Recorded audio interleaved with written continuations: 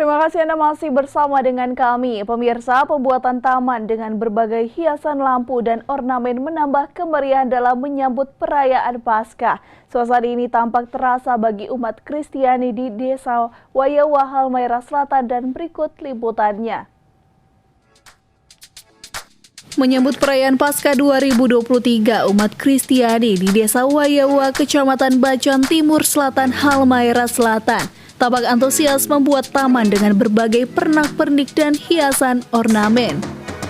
Pembuatan Taman Paskah ini dilakukan secara gotong royong dengan beragam kreasi oleh jemaat gereja. Uniknya pengerjaan taman terdiri dari 10 unit sehingga menambah semarak suasana Hari Paskah. Terlebih pada malam hari, taman terlihat indah dan memanjakan mata dengan warna-warni lampu serta berbagai ornamen yang menghiasi sudut taman. Mulai dekorasi anggur dan roti hingga kayu salib serta ornamen lainnya yang menggambarkan cerita dan sejarah Paskah Yesus Kristus.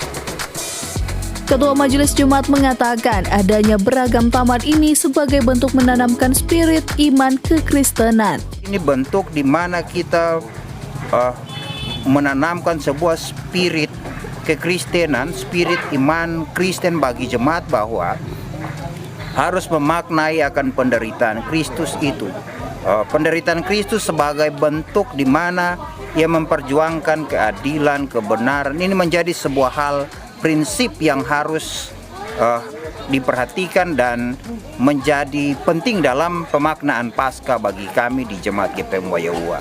Pihaknya berpesan melalui momen Paskah, umat Kristiani dapat memaknai setiap fase perjalanan hidup Yesus sebagai teladan dan juru selamat.